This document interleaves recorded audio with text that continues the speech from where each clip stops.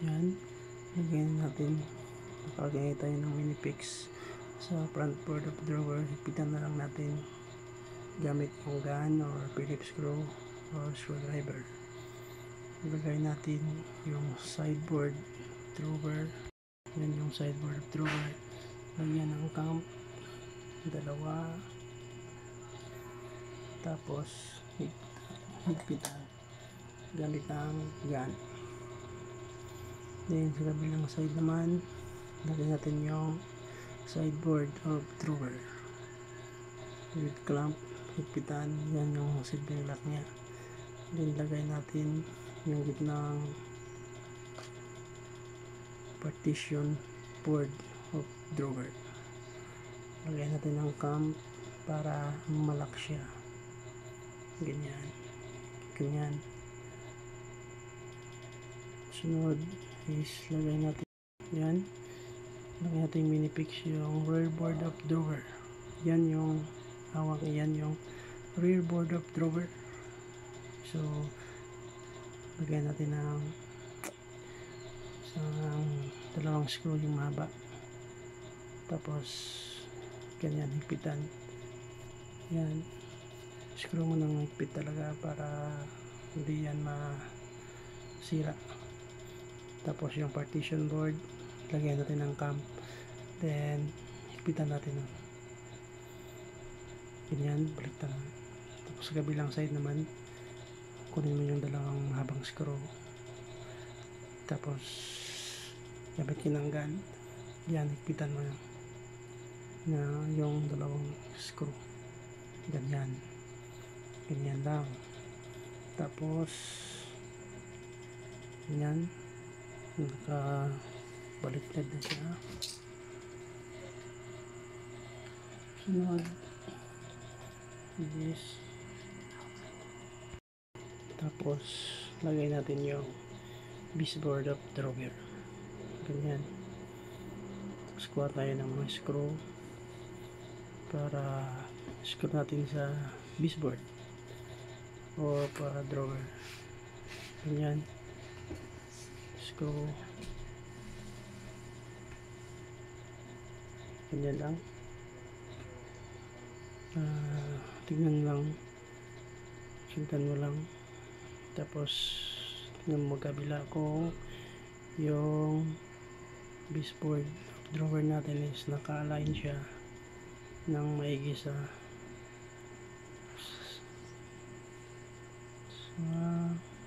sideboard of drawer. So yan, naka-align na yan sideboard of drawer, yung ating baseboard of drawer. So yan na, ni-screw ko na lahat. Ni-screw natin yan. Okay, so yan na siya, buo na. So yan, kasi yan yung sa likod ng partition board. So screwan pa natin yan, kaya gumamit tayo ng pencil para lagyan ng linya. Ganyan. Tsaka yung mga linya na yan sa partition board, dyan natin i-screw. Ganyan.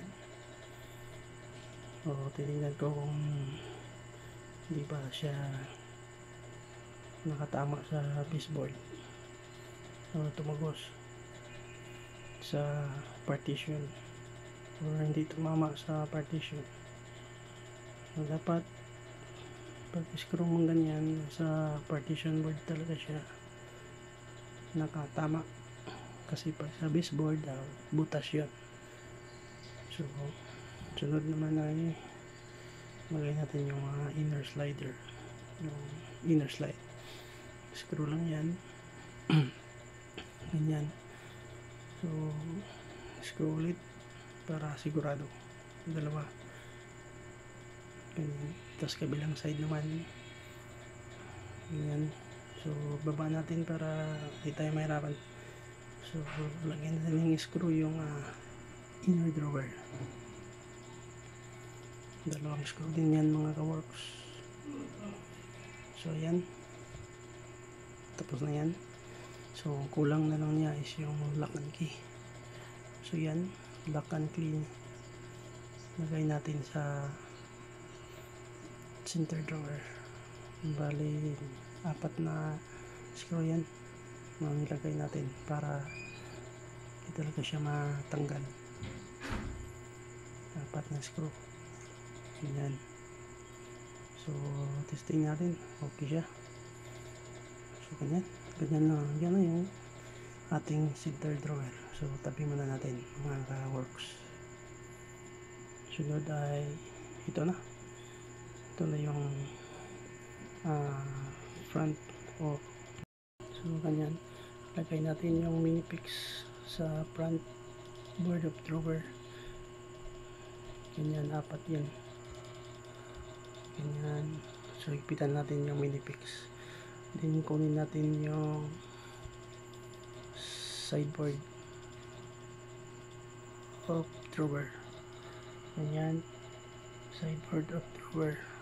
Lagyan natin ng cam para lock niya yan mga ka-works. Yan, lock, dalawa yan. So gamit ka lang ng ganyan, meron gun, meron din Phillips screw, pwede, tsaka screwdriver, work yan dyan. Kabila naman, lagay natin ulit yung sideboard of drawer. Tapos yun naman yung cam, lagay natin sa sideboard of drawer, higpitan. Tapos yan yung rear, yan yung ating rear back of drawer. So screw natin sa kabila. So yan na, kinabit na natin yung rear board of drawer. Yan, kabit natin yung rear board of drawer at lagyan natin ng screw. Pagkatapos ay lagay natin ng inner drawer sa slider. Dalawa din yan. Yan, lagay mo lang, screw lang, screw. Yan, screw natin yung slider. Yan, tapos na. Pagkatapos gawin natin yung yan tabi natin muna sa gitna. Yan, lagay natin yung baseboard of drawer.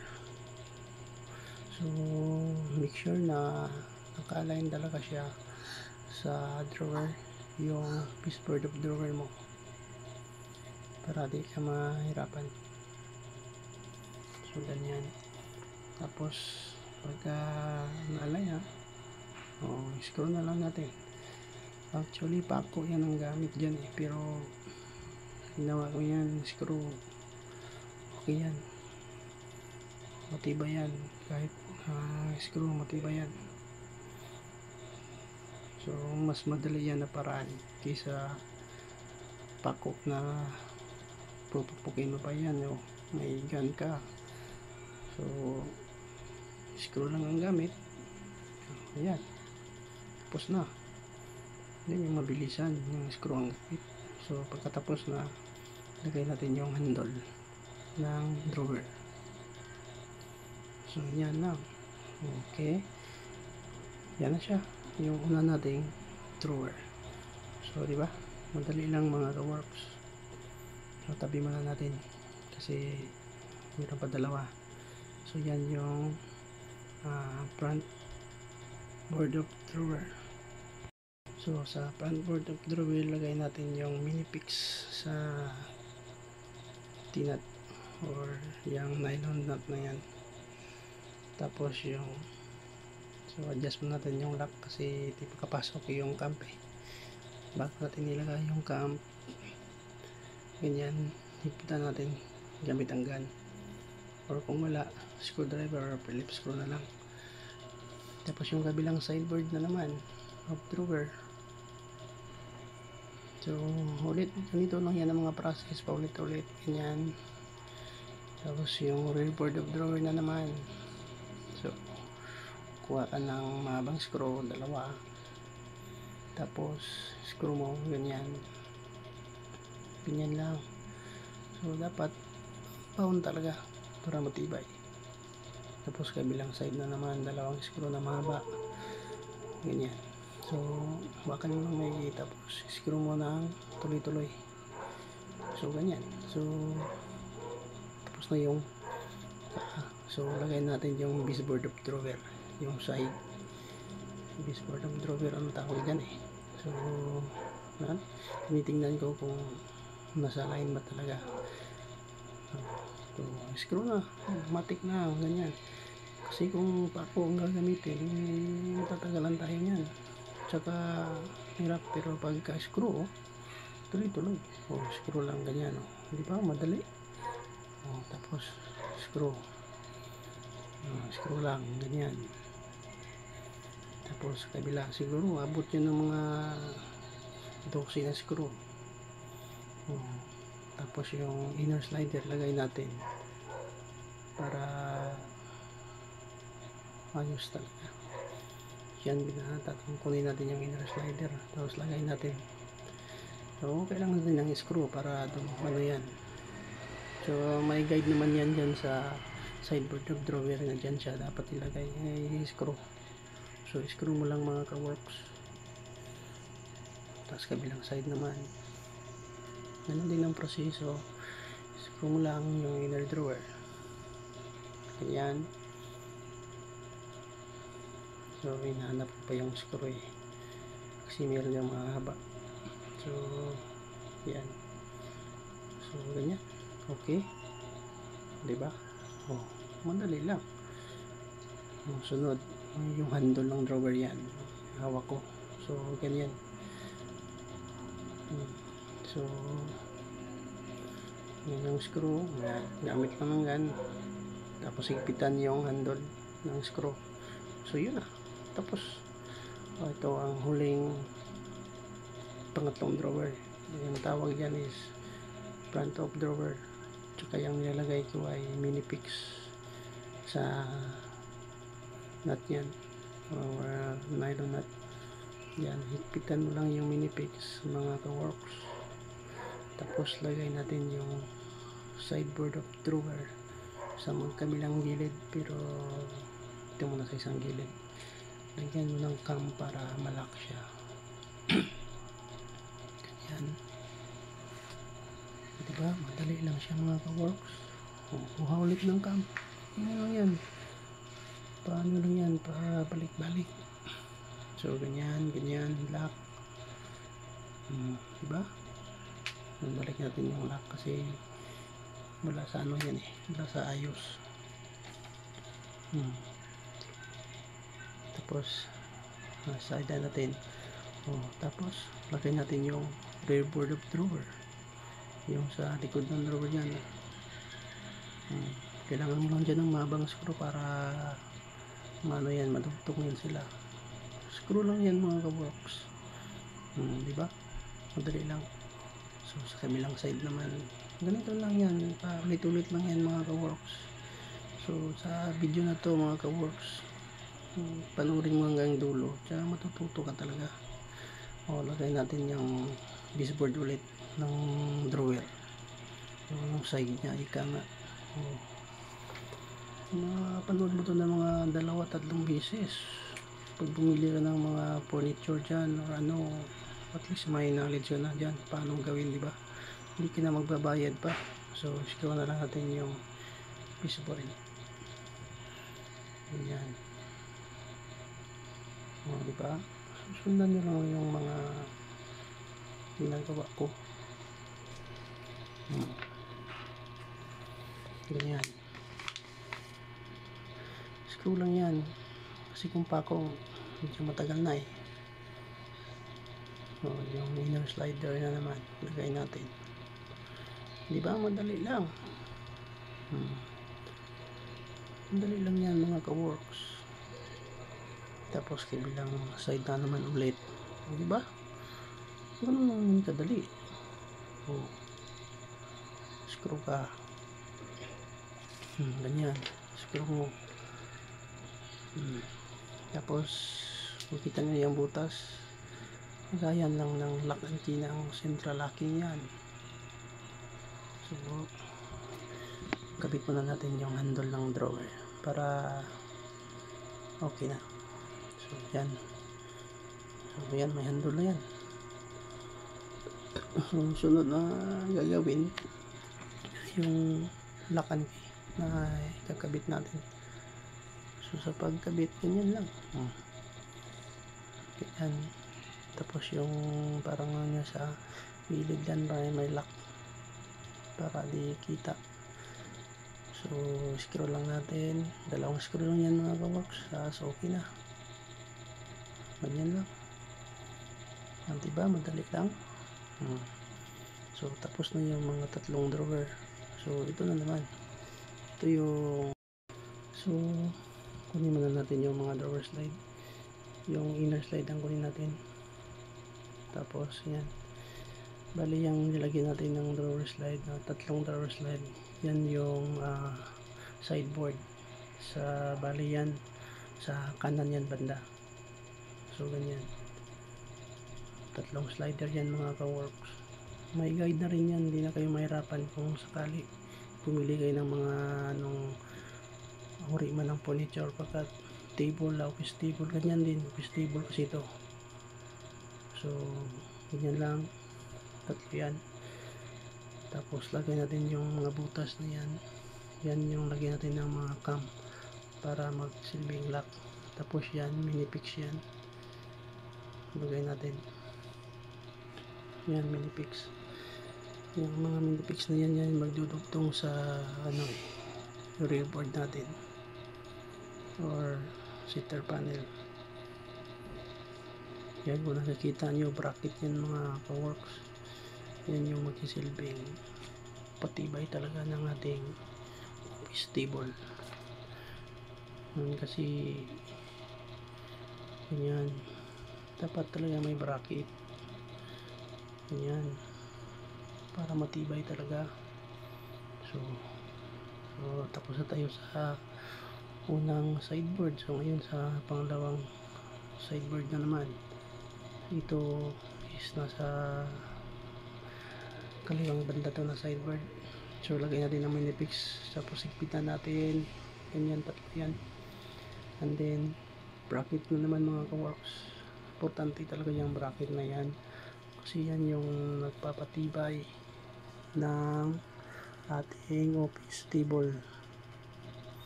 Pag walang bracket, matibay naman pero dagdag tibay na yan. Ganyan, naglagay na ako ng cam, tapos may bit na yun, tapos ganyan, tingnan ko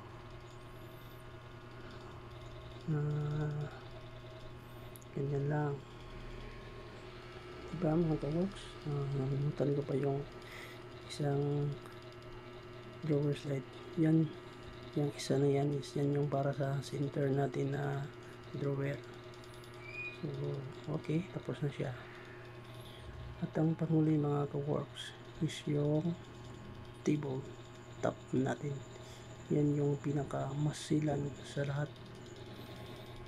Yan yung dapat ingatan ninyo mga ka-works pagdating sa furniture table. Yan talaga yung masilan at dapat bantayan, kasi yung tabletop na yan, pag kayan ay nagka-damage, nako, patay tayo dyan, mahirap yan. Tapos yan talaga yung unang makikita ng mga mga taong bumibili. So ito na mga ka-works. So yung maba na yan, yan yung sinasabi ko na rear board, or tawag nitong center panel. Tsaka yung isa naman yung sideboard or yung table legs. So ikabit lang natin yan, ganyan. Yan yung partition board, yung hawak na yan. Tsaka yung isang maliit, yan yung brace. Yan brace yan. Yan, makita nyo, hawakan ko. Yan yung brace. Yan, lock natin. Yan, Tapos yung nilock ko, yan yung partition board. So tapos na yan lock, tapos na higpitan. Sunod is yung kabilang side naman na side panel lang ilagay natin or connect natin. Kailangan tap mo lang yan. Tapos kasi may mga cam na yan lahat. So gagawin ko na lang dyan, lock ko na lang yan. Ganyan, lock ko, lock, diba? So lock na siya. Ganyan, ganyan, lock lahat, ganyan, ganyan, lock. Katapos lagay naman natin yung screw naman natin yung bracket. So yan, bracket na yung screw ko. So dito is yan, makita rin na natin kasi dito na natin nilalagay yung table top. So ito na yung table top. Pasok na lang natin yan dyan. May mga butas na yan na para sa table top talaga. Tsaka pagka ganyan na mga ka-works, so ang kailangan mo na lang gawin dyan ay ilak mo na yung mga clamp nya, yung clamp nya, o ilak mo na lang, higpitan mo gaya na nakakita nyo. Higpitan ko na yan, yan, higpit na yan, yan, ilak mo lang talaga na maigi. Tapos yan, nagpa-bracket na ako yan, yung kita nyo yung mga bracket. So lagyan pa yan natin ang mga screw, yung mga bracket. Yan, lagyan natin yung mga screw. Yan, kuha nyo. Okay, tapos na yung bracket tapos dito na susunod. So yan ito na yung tatlong drawer natin mga ka-works. Ito na yung ginawa natin tatlong drawer kanina. So kailangan na lang natin yung i-set up sa mga medyo bago. Medyo mahirap talaga to kasi central locking yan. Medyo mahirapan ka talaga kapag hindi ka sa furniture galing or wala ka pang alam dyan, pero madali lang yan. So medyo bago ka pa lang, medyo mahirap yan i-adjust. So yan yung mahirap talaga gawin sa mga ganito pag bago pa lang. Pero pagtagal na, okay lang, madali na lang yan. So yan, inaano pa natin yan, inaano natin kung yung central locking talaga. Tinitingnan natin ito, bawat pasok ng drawer ilalock natin kung nalock ba talaga. Nag-adjust tayo dyan mga ka-works kasi nga minsan sumasabit, minsan hindi, minsan tumatama, minsan din hindi. So yan talaga ang masilan dyan sa central locking na yan. Makikita nyo, hinugot ko ulit kasi nga adjust natin yung lock nya, central lock, tapos balik ulit. Yan, hila-hila ko, lock na yan. So ganyan lang. So hindi kasi kita kasi nakatalikod tayo sa camera. Alam nyo na, mahirap pagka sa work ka talaga ganyan mga nakaw-nakaw lang yan. Ayan diba? Hila tapos ganyan, lock natin. Lock na siya mga ka-works. Diba? Yan, sunod natin gawin is yung center drawer. Yan naman yung ilalock natin. Yan natin. So kailangan din malak yan. Yan, pasok, hila. So kailangan yung talaga dyan is yung pencil. Yan ginagawa ko, minamark ko yan para malak. So yan yung mga marka niya na dyan ko ilalagay yung ating lock sa ilalim ng tabletop.